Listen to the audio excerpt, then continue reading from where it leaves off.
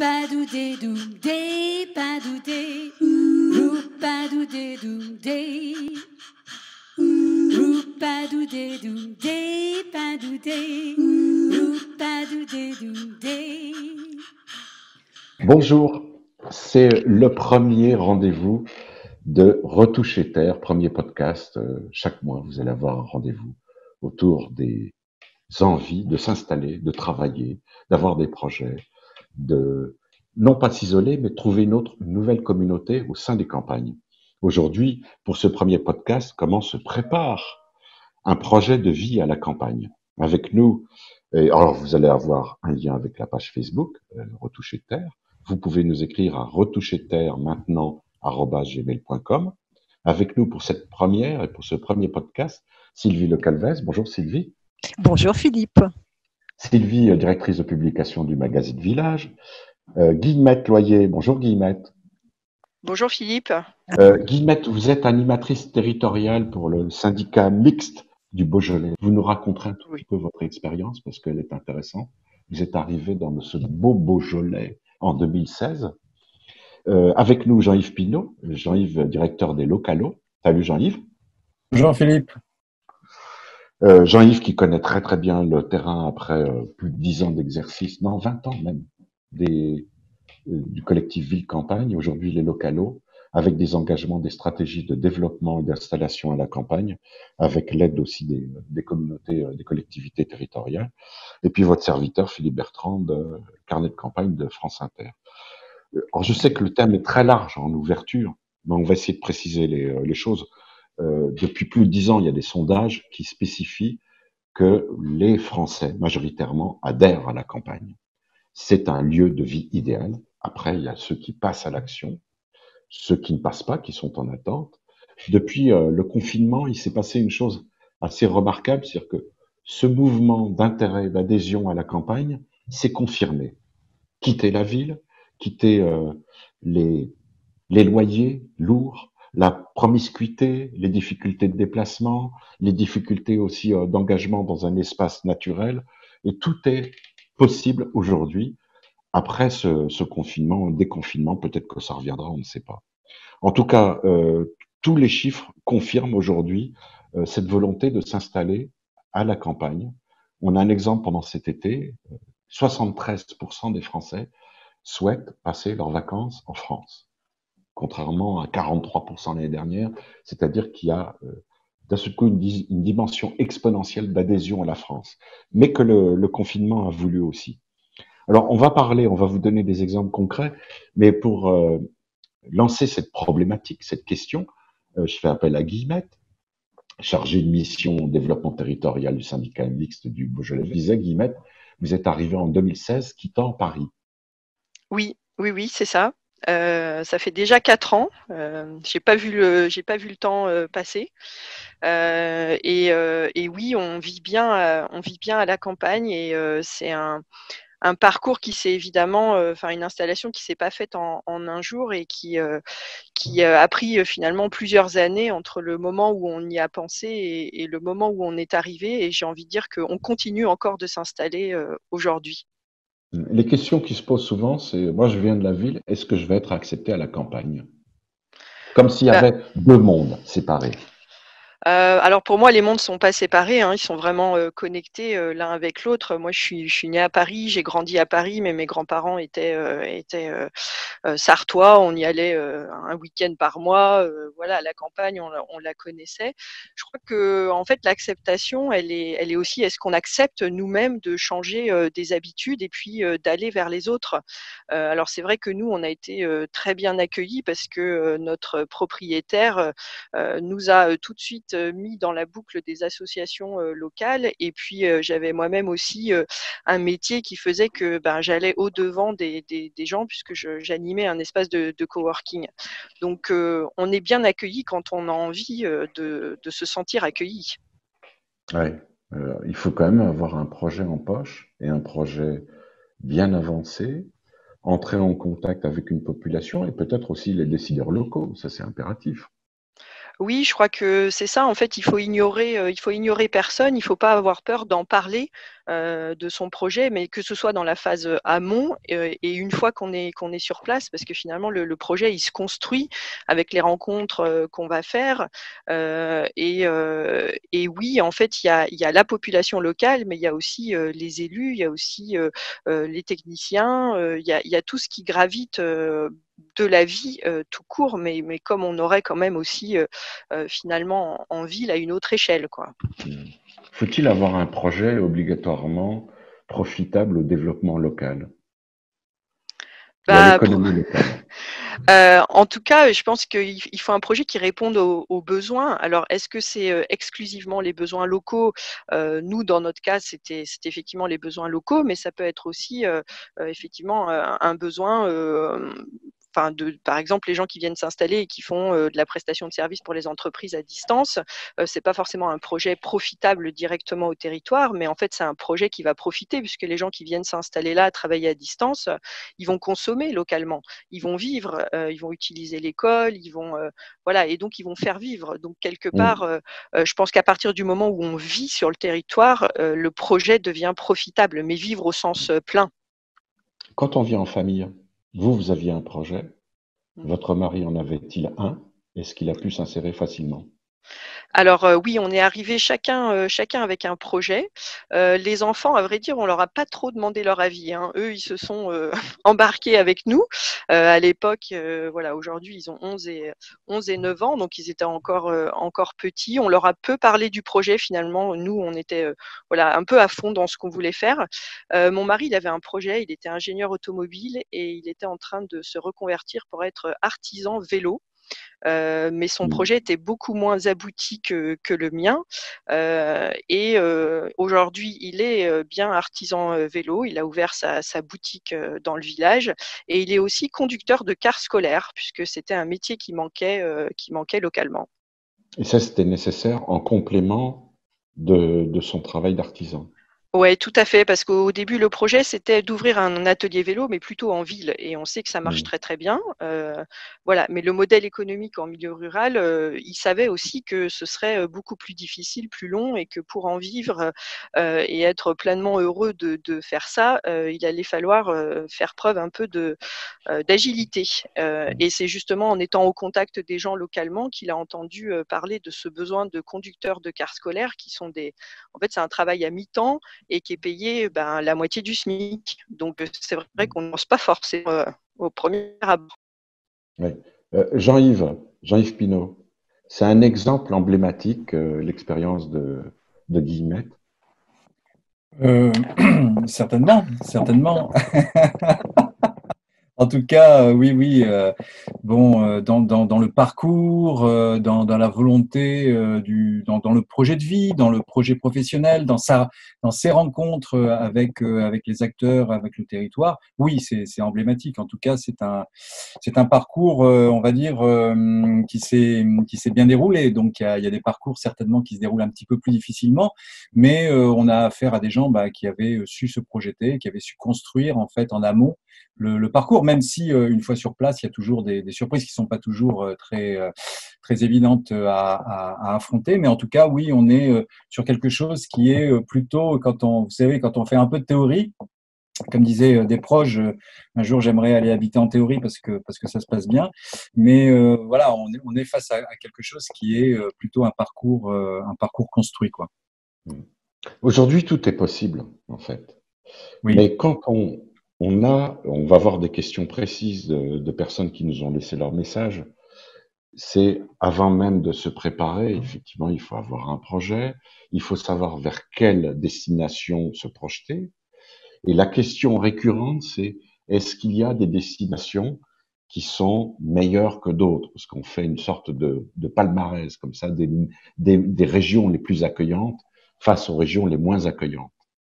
Ouais, j'aime pas trop ce truc-là, mais je vais y revenir dans 2 secondes, Philippe, si vous me permettez. Mais parce que ce que vous dites, on a via cette structure qui s'appelait le collectif Ville Campagne, on a pu travailler et être au contact avec ces gens qu'on appelle les migrants. Aujourd'hui, on les appelle même les exodeurs, vous imaginez. Mm. Eh bien, je crois que c'est le plus important, c'est de les écouter, de les rencontrer, puis de voir comment ça se passe. Et en fait, on s'aperçoit que Quand ça se passe bien, comme avec Guillemette et son témoignage, on s'aperçoit qu'en fait, les gens construisent leur parcours autour de trois piliers. Le premier pilier, c'est le projet de vie. C'est-à-dire que ces personnes qui vivent dans les grandes villes, dans les métropoles, se disent à un moment, on n'a plus envie de vivre dans les métropoles, on a envie de faire autre chose et de vivre autre chose. Donc, il y a ce projet de vie sur lequel, en fait, les gens doivent se mettre au clair. Et puis, ce projet de vie, bah, forcément, il intègre le projet professionnel. Le projet professionnel, ça va être le moyen, en fait, bah, de partir de ces métropoles et puis d'exercer soit le même métier s'il nous plaît, mais dans d'autres conditions, soit de créer une autre activité ou soit de bosser ailleurs, dans d'autres cadres de vie. Donc, le projet professionnel. Et puis, ces deux éléments-là mis ensemble, on a la possibilité, on a la capacité à choisir le territoire qui va nous accueillir pour le projet de vie et le projet professionnel. Mais si vous voulez, enfin, tout ça n'est pas très mécanique, hein. Tant il y a des campagnes différentes, on peut trouver des campagnes au bord de la mer, on peut trouver des campagnes au nord, au sud, à l'ouest, à l'est, on peut avoir des montagnes, on peut avoir des petites montagnes, on peut avoir des grandes montagnes, bref, des campagnes qui sont près des villes. Bon, voilà, tout ça en fait est très éclectique, très disparate et va être en fonction vraiment du ressenti et de la volonté du couple, de la personne qui vont réfléchir. Voilà. Et puis, bah, là-dessus, on reste dans des parcours singuliers, humains. Donc, il y a l'effet coup de cœur, il y a l'effet rencontre du territoire ou des gens sur les territoires pendant les vacances, pendant des déplacements professionnels. Bah, tout ça est vraiment très complexe. Donc, justement, on s'aperçoit que pour pas être noyé, bah, on essaye de donner, on essaye de construire, on essaye de mettre à la disposition de ces gens des outils. Mais ça ne reste que des outils. Alors, avec le numérique aujourd'hui, il y a plein de plateformes. On y reviendra pour aider les gens à commencer à chercher, même de loin. Mais en tout cas, ce qui est certain, c'est on réfléchit d'abord à ce que l'on vit, ce que l'on ne veut plus vivre, ce que l'on peut vivre et qu'on aimerait vivre. Et tout ça s'enchaîne avec, au final, le choix du territoire. Il y a, et pour répondre à votre question, Philippe, très rapidement, il y a effectivement en France, depuis une trentaine d'années, des territoires ruraux qui se bougent les fesses pour construire en fait de la place et accueillir des nouvelles populations. Jean-Yves, vous en dites trop. Il y a des territoires ruraux, c'est-à-dire, j'en reviens à ma question, il y a des territoires qui sont plus porteurs que d'autres pour accueillir de nouveaux habitants et de nouvelles activités. Oui, oui, mais là où on retrouve les principes de réalité de la vie et qui est une complexité sans nom, mais c'est ça qui est intéressant, enfin en tout cas pour certains, c'est de dire que parmi les territoires qui se bougent, qui veulent accueillir des nouvelles familles, qui veulent accueillir des nouvelles populations, on peut s'apercevoir que ce n'est pas complètement tout le temps égal. Lesquels? Alors bon, bah écoutez, au lendemain des municipales, c'est un peu trop tôt. On va avoir certainement des territoires qui vont commencer à se dire mais on est en train de tomber, on a envie de se lancer dans la transition écologique, on a besoin d'énergie, on a besoin de brasser les populations, d'accueillir des compétences, des gens qui ont envie, etc., des jeunes, des vieux, des anciens, des retraités. On va se mettre à construire des politiques d'accueil. Voilà, le mot est lâché. En France, vous avez des territoires qui ont décidé de construire des politiques d'accueil. Et vous en trouvez particulièrement dans le Massif central, mais pas uniquement au niveau du Massif central. Donc, Massif central, voilà. Alors, il y a déjà une destination, il faut y travailler. Sylvie Le Calvez, à travers les nombreuses années consacrées aux gens de la ruralité, néo-ruraux ou natifs, est-ce que les expériences, les portraits innombrables que vous avez présentés dans le magazine relèvent d'expériences très, très personnelles et individuelles ou plus d'expériences collectives des personnes qui se sont engagées dans un groupement existant ou qui ont constitué un groupement pour imaginer leur vie de façon collective? J'y reviendrai, Philippe, tout à l'heure dans ma petite chronique en vous racontant ces histoires d'installer. Mais oui, ce qu'on voit vraiment, c'est que de plus en plus, ce sont des dynamiques de groupe qui sont recherchées. On veut plus forcément monter son projet tout seul. L'époque petite maison dans la prairie, l'espèce de mythe où on va vivre tout seul avec sa petite famille au milieu des champs, c'est de moins en moins vrai. On voit de plus en plus de jeunes trentenaires qui partent à plusieurs ou des personnes qui veulent monter des projets collectifs, même pour reprendre une épicerie, et en même temps ils font un atelier four à pain, et en même temps ils font des spectacles culturels. Mais plus ça va, plus les projets sont complexes et se font à plusieurs. Ouais. Alors, je vais vous soumettre des questions. Il y a celle de Jocelyne. Alors, c'est une question générale, mais c'est tellement cliché que c'est bien de la soumettre. Je suis parisienne, mais vais-je me faire accepter par la province? Et elle sous-entend qu'il y a une réputation en province, que celle-ci est hostile aux étrangers. Alors, c'est évidemment un bruit qui court, mais Guillemette, Jean-Yves, Sylvie, est-ce que vous pouvez rassurer Jocelyne? Bah oui, moi j'ai envie de Guillemette, la rassurer. Il y a forcément des gens qui sont pas prêts à accueillir les autres, mais ça c'est vrai partout. Voilà, je crois que en fait, il faut aussi être très humble quand on arrive et moi je sais que j'ai beaucoup observé, je suis allée à la rencontre des gens, j'ai beaucoup discuté et c'est comme ça qu'on peu à peu, on s'intègre et je crois qu'il faut aussi faire tomber, et ça, cette année, ça nous apprend aussi beaucoup ça, c'est l'impatience. Ce serait peut-être ce qui ferait qu'on serait mal accueillis, c'est que on veut tout de suite et Mm. ici, ça marche pas en fait. Il faut prendre du temps, aller prendre le café au bar du village, il faut discuter. Voilà, pour moi, c'est la clé de l'intégration et oui, il y a des gens qui sont moins accueillants que d'autres, Ouais. voilà, mais Ouais. Il faut faire l'expérience d'abord, c'est-à-dire aller sur le terrain, rencontrer les autochtones, comme on disait jadis, qu'on peut encore dire, prendre la température, mais c'est pas en 2 jours qu'on le fait, et c'est pas en 2 jours qu'on va avoir une véritable estimation de la qualité de vie et des possibilités d'installation.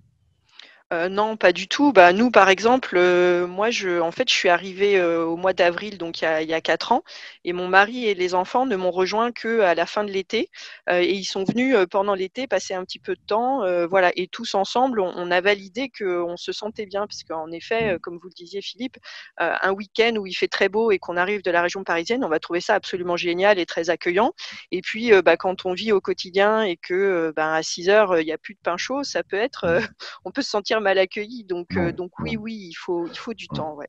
Mm. Jean-Yves et Sylvie, un mot sur cette a priori d'hostilité de la campagne aux étrangers, de la province, comme le dit Jocelyne dans sa question. Eh bien, Guillemette a dit plein de choses vraiment essentielles. Après, bah, moi, ce que je peux rajouter, c'est que effectivement, on est à la fois, il faut être conscient quand on arrive dans un village, dans une petite ville, que finalement, personne ne nous attend.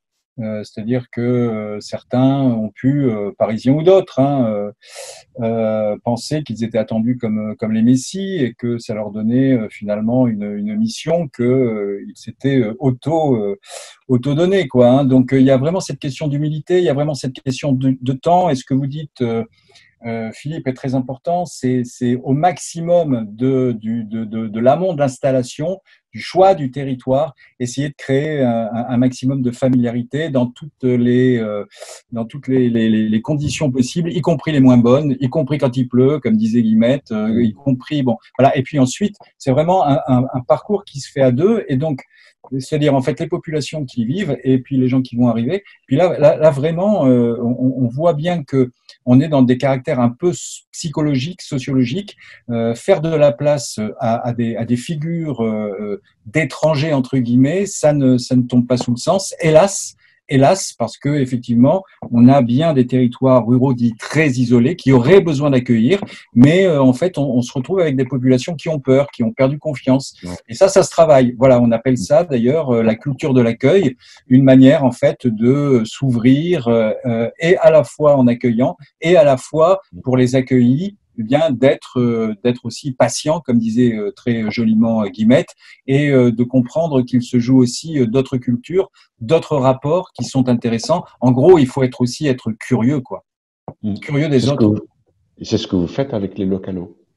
Oui, on accompagne. Alors, Guillemette est bien placée pour en parler. On accompagne quelques territoires. Le Beaujolais vert a été l'un des premiers territoires en France et en Europe à travailler cette culture de l'accueil via justement une mobilisation des habitants de villages, des élus, mais aussi des associations, mais aussi des entrepreneurs, mais aussi des personnes lambda, on va dire, qui ont décidé de se regrouper au sein du village pour accueillir, pour construire des livrets d'accueil, pour inviter les gens à dépôt d'accueil, pour présenter le village, faire visiter le village, etc. Et on voit que ça fait tache d'huile. Et ça, c'est quelque chose qui nous semble être monté en puissance aujourd'hui. Et quand on voit la question des migrants, pardonnez-moi, enfin les migrants étrangers, on a aussi là devant nous des enjeux qui sont humains et des enjeux essentiels. Sylvie, un mot sur ce clivage Pas grand-chose à rajouter par rapport à ce qu'ont dit Jean-Yves et Guillemette. Je crois que vraiment, c'est un couple entre le territoire, les habitants de ce territoire et la personne.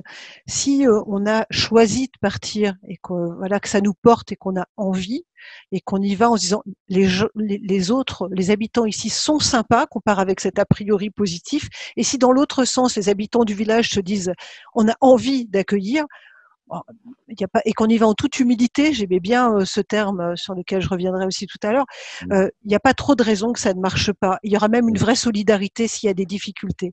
Si par contre c'est une mobilité subie parce qu'on n'a plus du tout les moyens d'habiter en ville, parce que c'est obligatoire, parce qu'on est électrosensible mais qu'on ne sait pas trop où aller et que c'est compliqué, et qu'on subit des choses, c'est comme si on a l'impression de subir les nouveaux habitants et qu'on ne voit pas toute la portée que ça peut représenter de les accueillir, ça devient beaucoup plus difficile. Donc c'est vraiment une question d'envie partagée. Il n'y a pas de territoire qui serait plus sympa, moins sympa. Ils ont chacun leur histoire, chacun leur culture.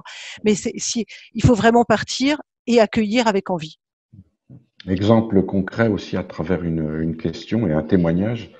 C'est Marie qui souhaite s'installer avec son compagnon et leurs 2 enfants, qui sont 2 adolescents, précise-t-elle, d'ici l'été 2021 dans le bassin de Mazamet. On est dans le Tarn, 81, ou dans la Haute-Vienne. Le souhait, c'est d'acheter une maison, un terrain, de développer, c'est le cas de son compagnon, puisqu'il a déjà cette activité, développer une production de maraîchage bio, et elle, en parallèle, un gîte d'accueil, voire d'animation. Elle est assistante médico-sociale depuis 10 ans, et elle pose la question, qui peut m'aider dans cette recherche d'emploi et dans cette recherche de foncier? Alors, je pose la question à tous les 3. Je veux bien me lancer peut-être, mais Oui. voilà. Mais on aura aussi à la fois le regard de Sylvie et puis le regard de la professionnelle qui est Guillemette. En fait, ça rejoint et c'est la continuité de ce qu'on a évoqué jusqu'alors. L'un des conseils très forts que l'on peut donner à toutes ces personnes qui veulent partir des métropoles, s'installer, construire leur vie à la campagne ou dans des petites villes, c'est au moment où ils choisissent le lieu, comme c'est le cas avec ces personnes qui posent ces questions-là, c'est de trouver le poisson pilote, la personne ou le service qui va vous permettre de vous accompagner dans vos différents projets.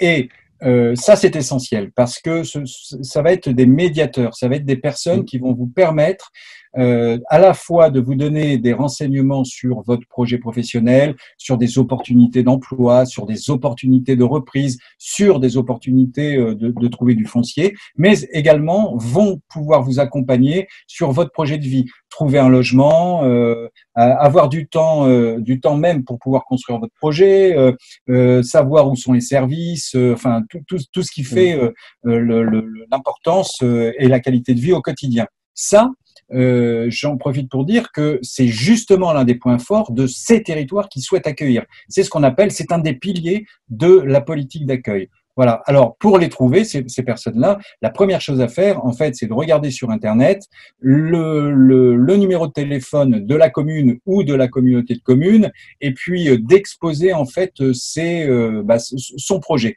Et là, vous allez avoir une interlocutrice qui va vous dire, voilà, nous, on a un agent de développement, on a un chargé de mission, on a un élu qui va vous orienter vers des personnes qui vont être des professionnels, qui vont pouvoir vous accompagner dans en fait vos recherches, qu'elles soient d'ailleurs professionnelles encore une fois ou projet de vie.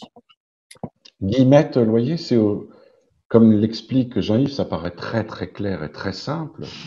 Il suffit de prendre le numéro de téléphone de la Comcom, d'appeler et d'exposer son cas, et on est mis en relation avec un chargé de mission, entre autres vous, pour élaborer, essayer de comprendre, élaborer, peaufiner et ensuite accueillir le candidat. Oui, bah, c'est vrai que ça paraît assez fluide, assez facile. En fait, nous, quand on accueille des personnes qui nous contactent avec leur projet, qui peut être un projet juste une idée ou un projet très précis, on se définit vraiment comme les facilitateurs de territoire. En fait, nous, on a une connaissance effectivement de toutes les personnes qui vont à un moment ou à un autre interagir dans le projet.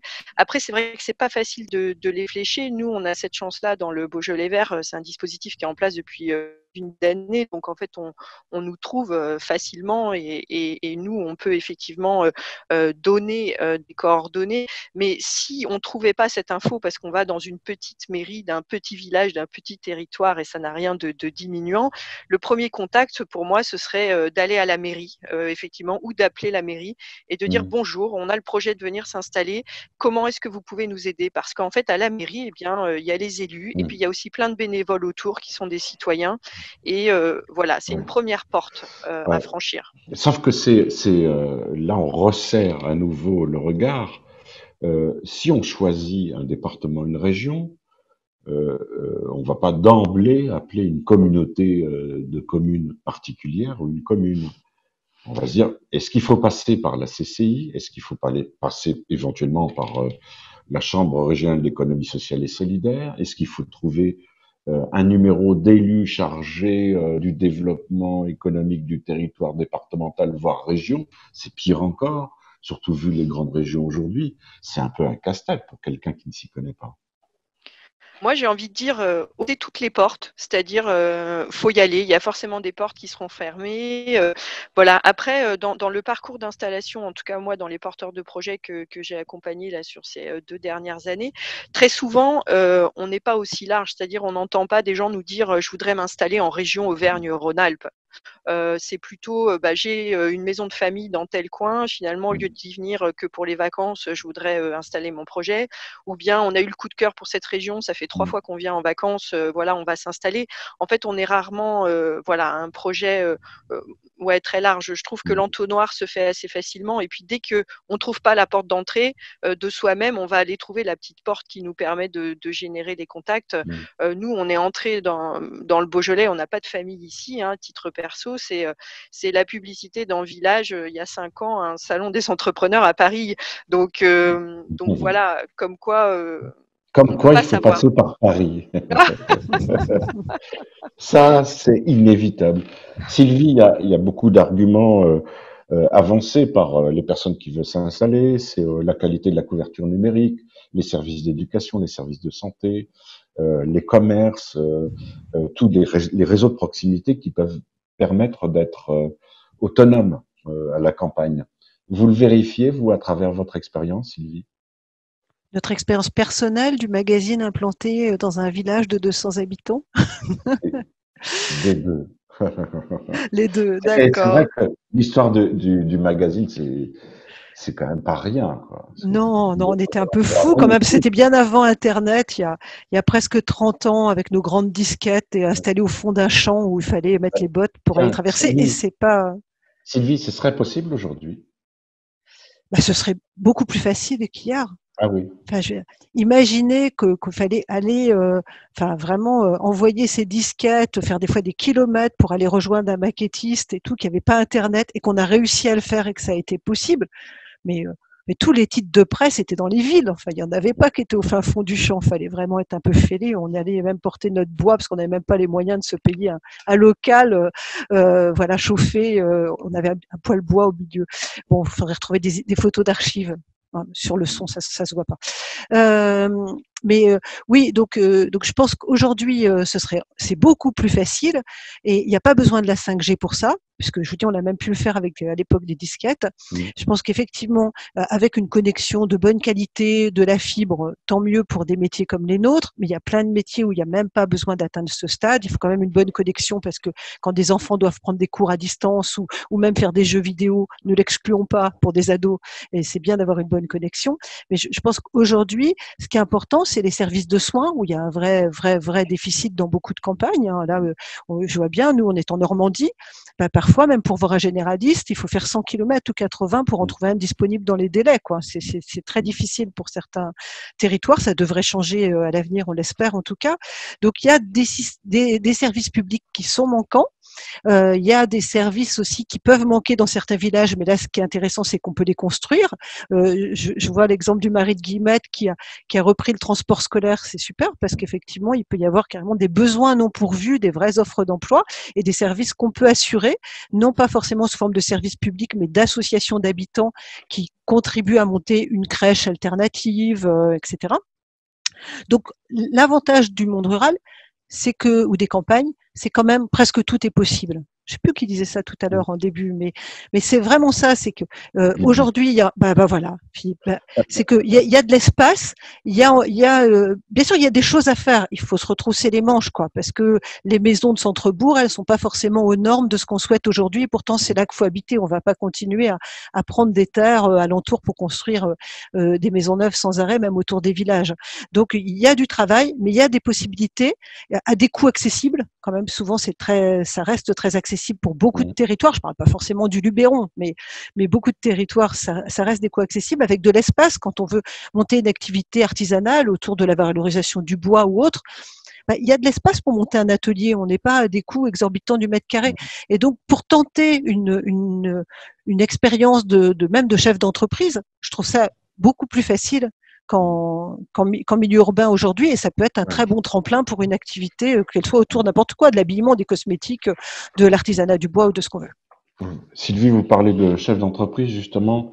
Ce qui ressort aussi alors c'est des images, des stéréotypes, mais les stéréotypes cachent aussi une réalité. Le citadin, et je parle pas du parisien, parce que c'est vulgaire, il n'y a pas que Paris qui bouge aujourd'hui, qui se déplace.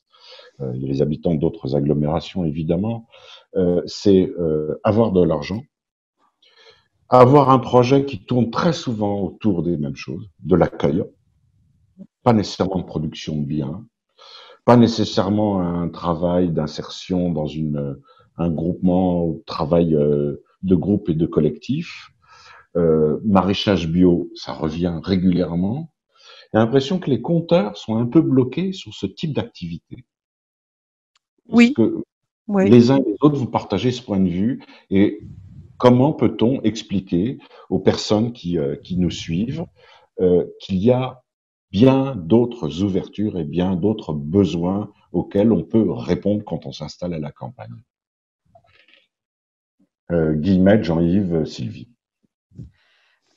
Oui, c'est vrai ce que vous dites, Philippe, et je voyais tout le monde qui hochait la tête. C'est que oui, en effet, on a une recrudescence. On est beaucoup contacté sur les projets de maraîchage. Il y a un engouement, mais je pense qu'il y a d'abord un engouement personnel de retrouver une alimentation de qualité. Tout le monde ne peut pas en faire un projet viable, etc. Moi, ce que j'incite beaucoup à faire dans la réflexion du projet, c'est d'essayer de réfléchir à un projet. Effectivement, je crois que je le disais aussi au début, c'est quel est le besoin du territoire, c'est-à-dire que au lieu de vouloir absolument implanter un projet comme on l'a imaginé sur le papier avec son business plan et puis ce qu'on a vu ailleurs dans une émission ou dans un magazine, c'est de se dire ok, moi j'ai ce projet-là, mais qu'est-ce qui m'anime vraiment? Moi je sais que par exemple mon mari et moi, ce qui nous animait, c'était de remettre du sens dans notre travail, mais on n'avait pas tout imaginé sur le travail, et mon mari il n'avait pas imaginé devenir un jour conducteur de car scolaire et de faire une formation pendant 6 mois pour le faire. Mais voilà, il y avait ce besoin, et finalement, voilà, on a répondu au besoin parce que ce qui était plus fort, c'était le projet, en fait, de redonner du sens au quotidien. Voilà. Donc, je crois qu'en fait, c'est l'expérience, c'est venir vivre là et se rendre compte effectivement de comment c'est pour voilà.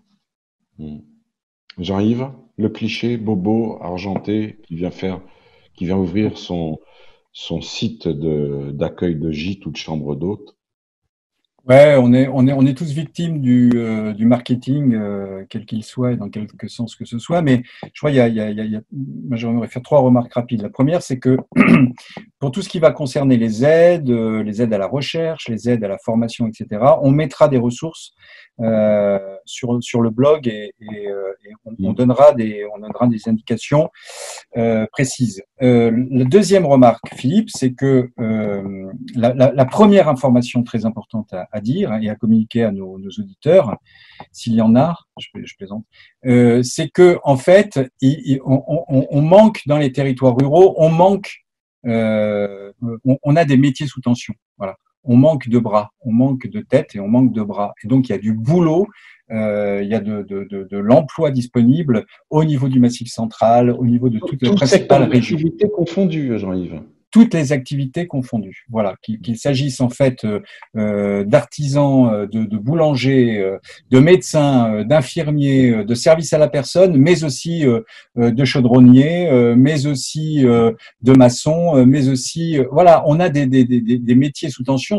Mais c'en est même dramatique. On voit bien qu'il y a des entreprises aujourd'hui qui sont installées dans les territoires ruraux qui veulent faire une boutique parce qu'il manque, ils n'arrivent pas ni à fixer des personnes ni à recruter. Donc il y a du boulot. On est dans un pays où on n'a pas encore compris que pour les services de l'emploi, en tout cas, la question de la mobilité professionnelle, elle était complètement liée à la question de la mobilité résidentielle. Et tant qu'on n'aura pas compris ça, on se retrouvera dans la situation que l'on a, avec des territoires qui dépérissent, qui ont pourtant du boulot et qui n'arrivent pas à trouver des employés, et puis des régions surconcentrées où finalement il y a des entreprises, mais il y a du chômage. Enfin bref, je ferme cette parenthèse. Mais je crois qu'il faut le dire parce que ça donne aussi la pêche et l'envie à des personnes qui sont des points invisibles de nos grands médias. C'est-à-dire que, hormis effectivement ce que vous dites des bobos, enfin, je déteste cette expression, mais des cadres, les CSP+, qui ont les moyens d'investir sur leur projet de migration et de mobilité, oui, il y a de la porte, il y a de la place et il y a du besoin pour tout le monde, quoi.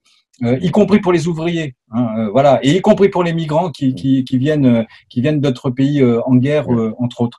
Donc ça, c'est le deuxième moment. Et la troisième, c'est que tout simplement, mesdames et messieurs, tout simplement, on a une société à construire.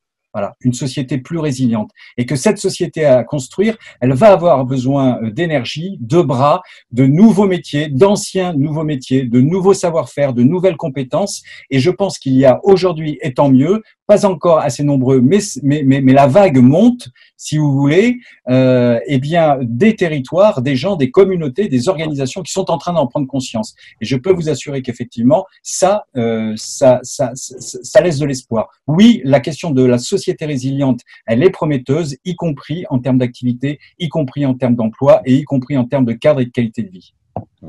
Sylvie, parfois on se perd dans les propositions de plateformes, de réseaux. Je vais en citer quelques exemples, et qui sont tous aussi intéressants les uns que les autres. Par exemple, il y a un réseau, le RENETA, c'est le réseau national des espaces tests, où on va sous-peser votre projet, vous proposer un espace pour voir si votre projet est viable, et ensuite vous aider à trouver un lieu d'activité. Et il y en a d'innombrables. Sauf qu'ils sont tellement nombreux qu'on s'y perd. Est-ce qu'il y a des références, des sites, des réseaux conseils que l'on peut justement proposer aux personnes qui nous suivent? Oui, il y en a. Je propose qu'effectivement, on les mette sur la page Facebook de Retoucher Terre.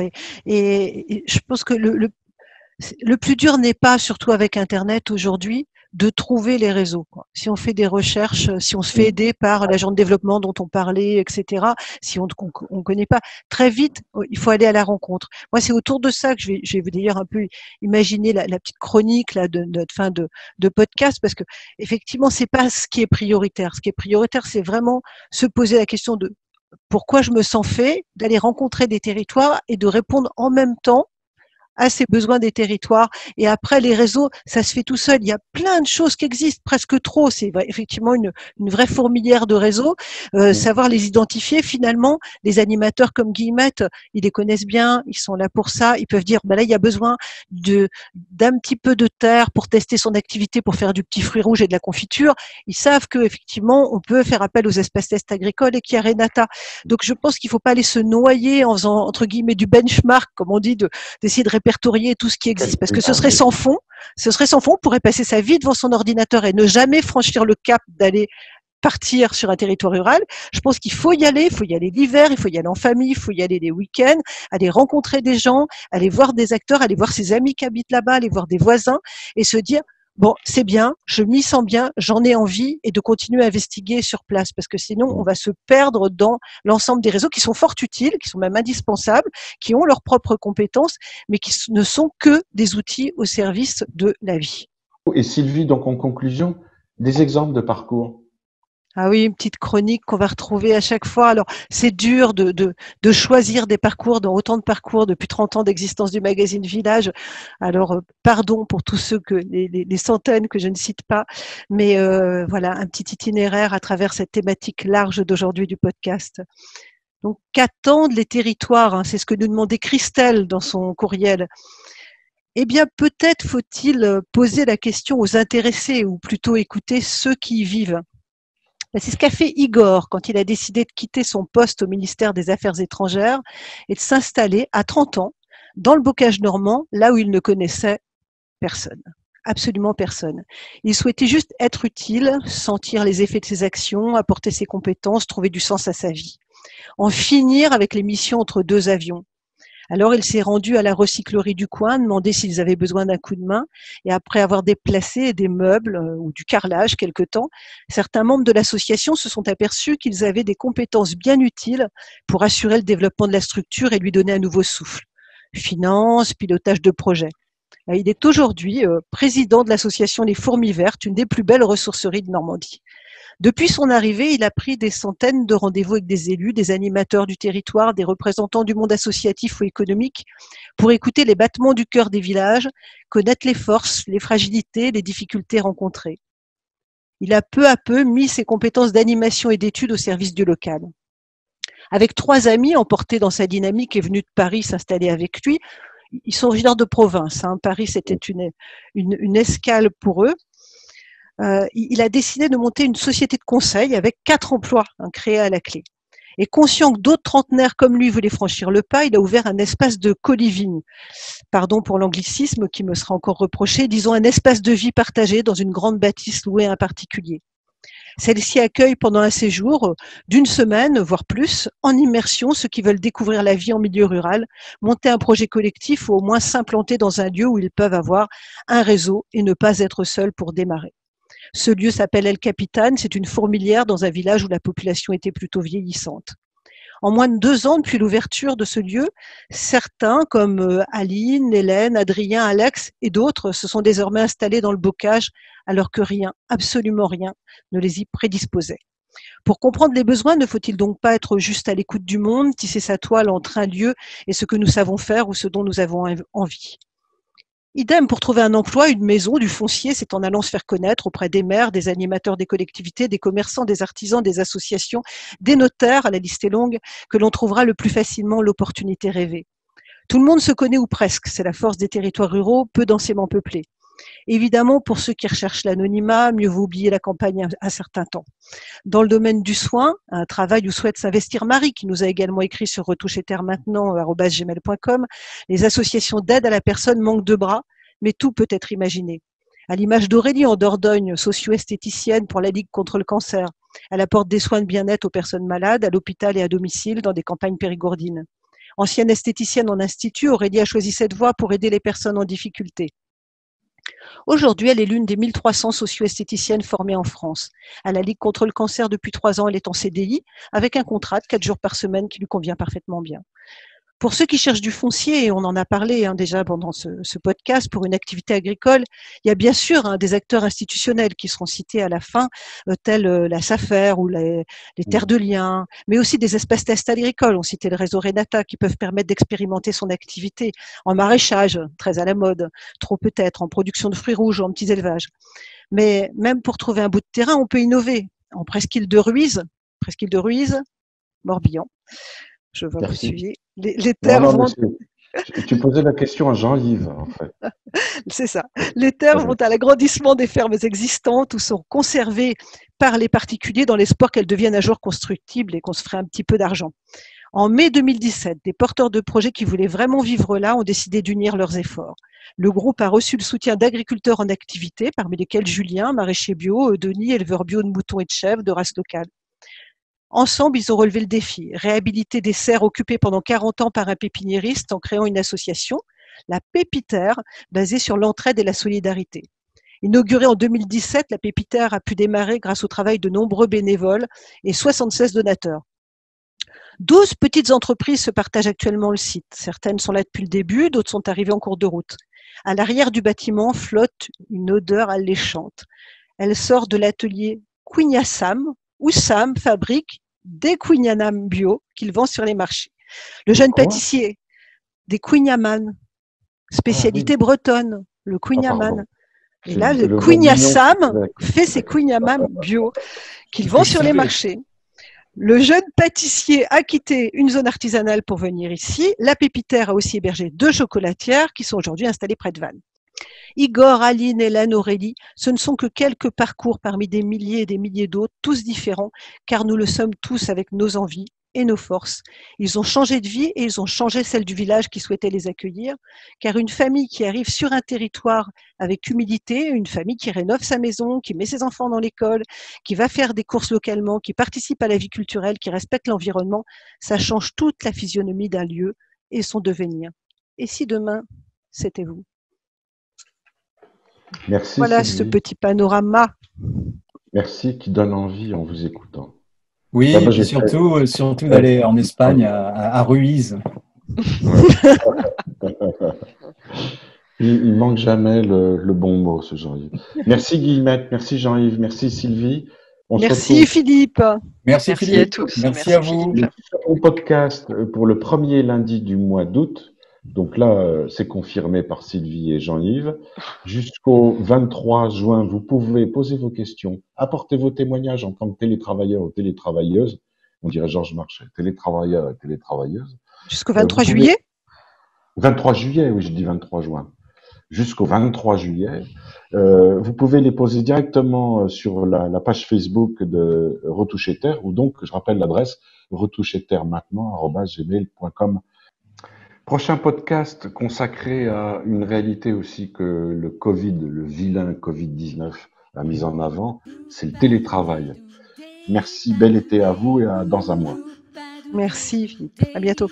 Merci. Ooh,